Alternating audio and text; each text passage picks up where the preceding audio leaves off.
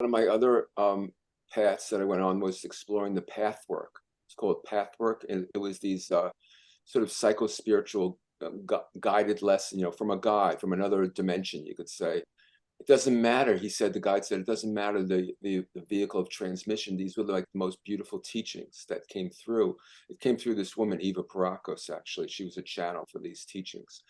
And, one of the lectures he talked about, most people would rather, climb Mount Everest. They would rather climb a mountain. They'd rather go back to school and get a second PhD rather than go inside and really feel what's inside. I mean, really feel it. I mean, like you talked about the negativity, the negative emotions, not just the pleasurable. You can't get to the pleasure, like you said, unless you feel the negative. You can't really get to the depths of pleasure unless you feel all the other stuff, right? You can't. It's like it doesn't register deeply. It doesn't really go in deeply.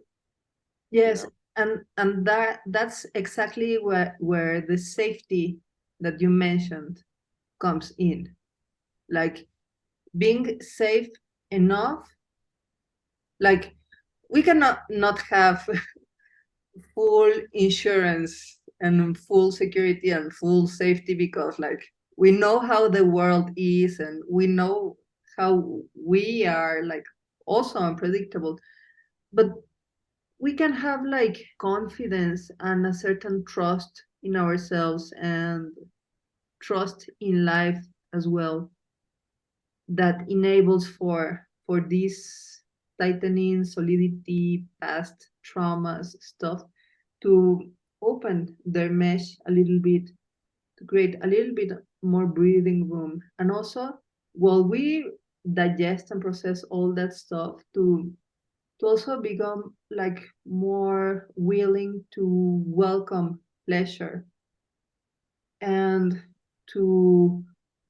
relax those endless demands of virtue that are very hard to reach in order to feel deserving of pleasure and delight, and just like welcome the best of life, like the pleasures of life in our flesh, and the things that come forth